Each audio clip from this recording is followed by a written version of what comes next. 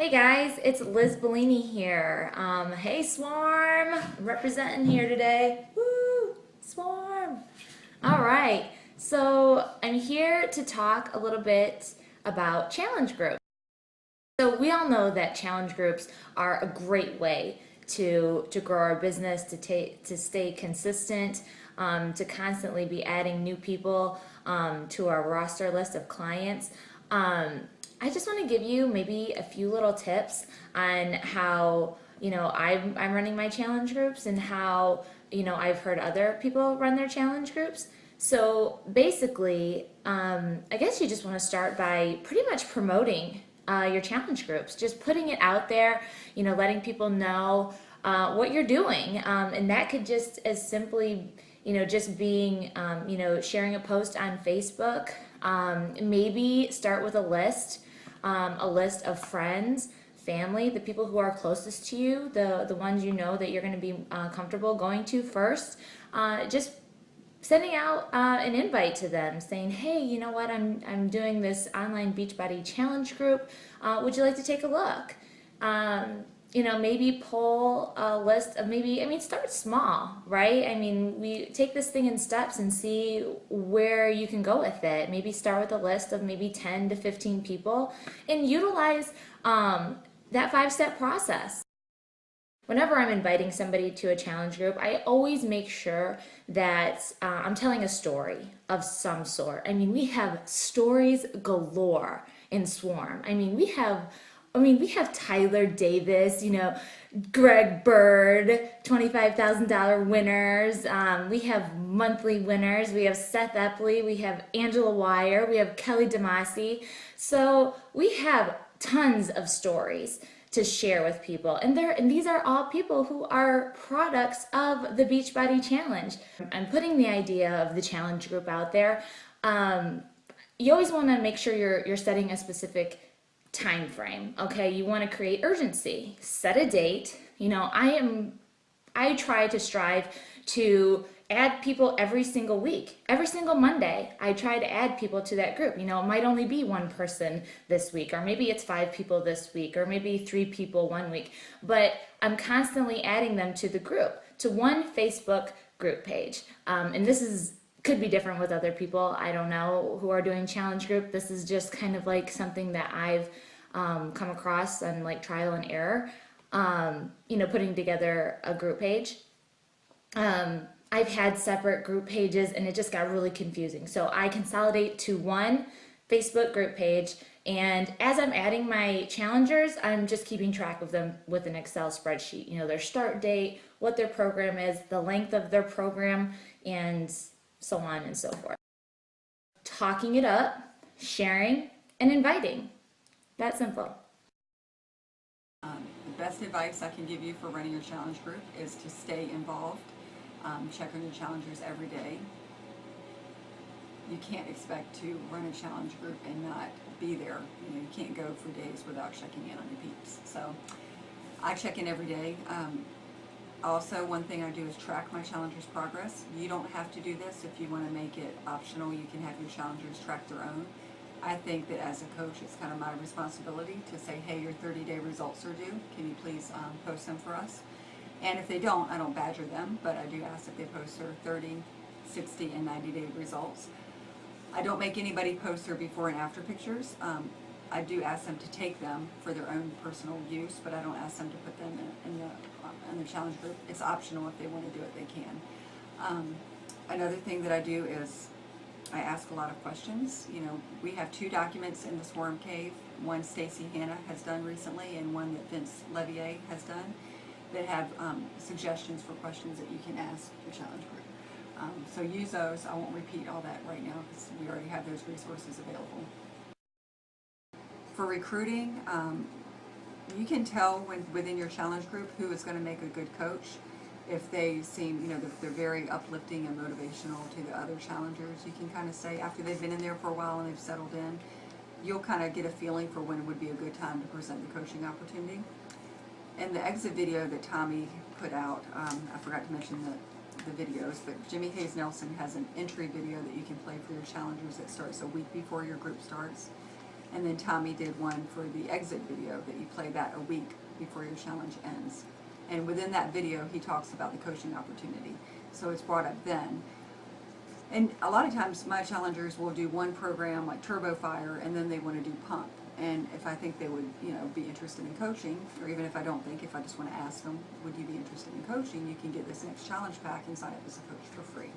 So that's one way to introduce the whole coaching thing to your challengers.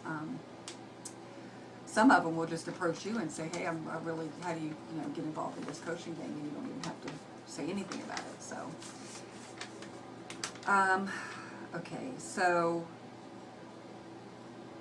one tip that I have for that, for the coaching or recruiting for your challenge group, is when I have to go out of town, like this weekend I'm going out of town to a ball tournament, so I'm going to ask one of my challengers to kind of keep an eye on the group while I'm gone. And I always pick somebody that is not a coach so that they can see how easy it is to run a challenge group and say, hey, I can do this. This is a piece of cake. So even though I have my phone with me 24/7, and I could easily take care of the group while I'm gone, it gives them a new challenger an opportunity, or any challenger an opportunity to kind of run the group and feel like they're in charge. And I found that has been effective. So that's my tip for recruiting.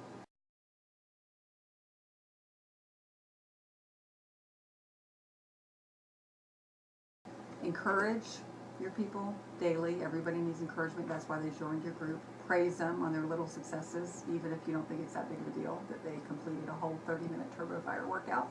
Praise them, because that's really hard for some people to do. And hold them accountable. One of the reasons they joined the challenge group was because of that. They want to be held accountable. You don't have to be a drill sergeant, and everybody has their own style, but hold them accountable, because that's what they want. Welcome, coaches. My name is Tina Gonzalez, and I'm so excited to have been invited to come here, hang out with you for a couple minutes today, and talk about my favorite part of being a Beachbody coach, which is forming and leading Beachbody challenges. That word invite that I just used, I was invited to participate in this training session. It's an important word because, to be honest with you, I really consider the entire line of my business to be simply one series of invitations after the next.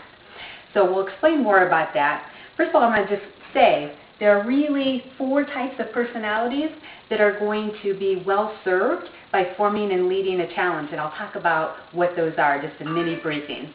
So if your personality style is one where you love to help people, you love to lead people to a better place, to help them live a healthier, happier lifestyle, leading and forming a Beachbody challenge is for you. If you have a personality style that you love to organize and use a process and a system that's going to help people 100% of the time move forward in their life, if they use it, forming and leading a challenge group is for you. If you have a personality style where you love to motivate, encourage, and inspire people to get to a better place in their life, forming and leading a challenge group is for you. If you are a person who absolutely loves to be in the spotlight, you love nice things, you love being an optimal premium health yourself, and you want to lead others to get to a better, healthier, happier lifestyle and be rewarded and compensated for doing so, forming and leading a Beachbody challenge is for you. So here we go, that series of invites. This is what I'm talking about. The invitation process starts with first meeting somebody. So it's either someone that you're meeting on the street or a friend, and you invite them into your life or into a conversation. So if I'm out running my errands in the course of a normal day and I run into someone at the grocery store line or at the nail salon or while I'm getting my hair done or just on the streets, I am going to invite first, maybe through a smile or maybe through my P90X shirt, they're coming to me and extending a conversation or extending an invite to a conversation by saying, hey, do you do P90X? Well, of course I do P90X. What about you? So I'm inviting them into a conversation, or I'm accepting an invitation into a conversation with them. And then I'm engaging in conversation, and the next step, as I'm learning a little bit more about them, sharing who I am, but making the conversation about them, I am then going to lead them to the next step, which is to secure some information from them, their contact information. So I want to find out, how can I carry on this conversation, this relationship that I just established. So for me, I am looking to get them eventually onto Facebook. So I'm going to gather their name, I'm going to gather their email address, and I'm going to gather their phone number. I'm going to get that information, and then if I choose, I'll give them my information too, but mostly I just want to get their information so I can accept responsibility for reaching out to them and inviting them into Facebook. So here's the thing. Why am I inviting them into Facebook? That's my world of free advertisement to as many people as I can get onto Facebook. Every day I have an opportunity to plant a seed to build on the relationship that I formed in that initial conversation. So what I do on Facebook daily, consistently in branding is seriously important, or I'm going to damage that relationship that I started out on the street. So I invite them into a conversation. I invite them to share their contact information. I then invite them into my Facebook world, which is where my chosen place of doing business is, again, because it's free. And then I'm going to invite them to come into my world. I'm not a one-note person, so I'm not just going to be on Facebook every day saying, buy my stuff, buy my stuff. I I work to be a well-rounded person.